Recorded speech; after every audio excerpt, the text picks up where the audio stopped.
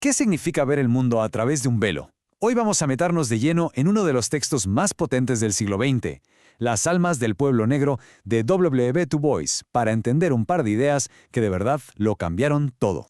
¿Qué se siente al ser un problema?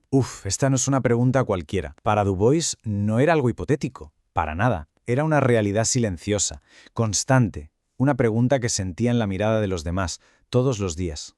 Fijaos, Du Bois no arranca con un argumento, sino con una sensación. Este verso, que viene de un espiritual negro, nos mete de cabeza en un mundo de tristeza, de anhelo, y es que esto es clave para entender todo lo que viene después. Para desgranar bien su argumento, lo hemos dividido en 5 ideas clave. Empezaremos con esa pregunta que lo inició todo, luego exploraremos sus famosísimos conceptos de velo y doble conciencia, seguiremos la búsqueda de la libertad, veremos el papel de la educación y al final el propósito de toda esta lucha. Y es que Du Bois explica que esta pregunta casi nunca se la hacían en voz alta. Se transmitía en el silencio, en una mirada de reojo, quizá en un gesto de lástima. Era la forma que tenía la sociedad de decirle, sin usar palabras, que él era un problema. Bueno, pues este sentimiento constante de ser un problema llevó a Du Bois a desarrollar dos de las ideas más importantes de la sociología. Son, por así decirlo, las herramientas que nos dio para poder nombrar y entender esta experiencia, el velo y la doble conciencia. A ver, ¿cómo se da cuenta un niño de que existe el racismo? Para Du Bois fue en un momento que podría parecer una tontería. Una compañera de clase, blanca, le rechazó una tarjeta de visita. Pues en ese instante, ¡pum!, una barrera invisible, un velo, cayó entre él y su mundo. A esa barrera, Du Bois la llamó el velo. Ojo, no es algo físico, es más bien una línea de color invisible que distorsiona la visión en las dos direcciones. Por un lado, impide que el mundo blanco vea a las personas negras como realmente son, y por otro, hace muy difícil que las personas negras se vean a sí mismas sin el filtro de esa mirada ajena. Y claro, vivir detrás de ese velo crea un reto psicológico tremendo. Du Bois lo llamó doble conciencia. Es esa sensación de estar siempre mirándote a ti mismo, pero a través de los ojos de los demás. De tener como dos identidades en conflicto, ser americano y ser negro. Dos almas, dos formas de pensar luchando dentro de un mismo cuerpo. Si entendemos esta lucha interna, de repente la historia de los afroamericanos después de la emancipación se ve de otra forma. Ya no es solo una búsqueda de libertad, es un intento constante por reconciliar esa doble conciencia. Imaginaos por un momento esa explosión de alegría cuando se acabó la esclavitud. ¡Libres! Esa palabra tenía que resonar en cada canción, en cada rezo.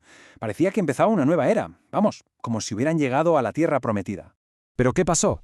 Pues que la libertad resultó ser mucho más complicada que solo romper cadenas. La lucha tuvo que ir cambiando. Primero se buscó la libertad física, lo más básico. Luego se luchó por el poder político, por el voto. Y cuando esa puerta también se cerró, la esperanza se puso en un nuevo ideal, el saber, el conocimiento. La época de la reconstrucción, con esa promesa del voto, parecía un nuevo amanecer, pero fue un espejismo. En cuanto se retiraron las tropas federales del sur, ese sueño se esfumó, dejando una desilusión tremenda. Pero de las cenizas de esa decepción política surgió una nueva luz para guiar el camino, la educación. El conocimiento se convirtió en la nueva tierra prometida, la nueva esperanza para liberarse de verdad.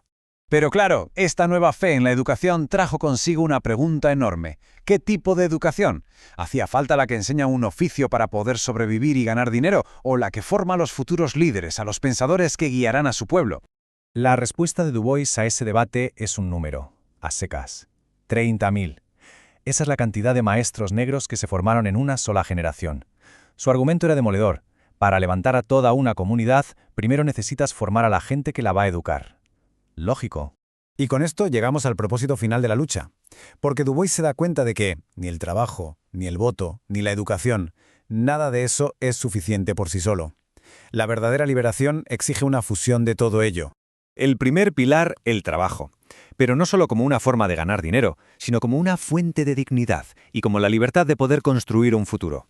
El segundo pilar es la cultura. Du Bois creía a pies juntillas que la experiencia negra no era algo de lo que avergonzarse, sino todo lo contrario, una fuente única de arte, de espiritualidad, de sabiduría, un mensaje para el mundo.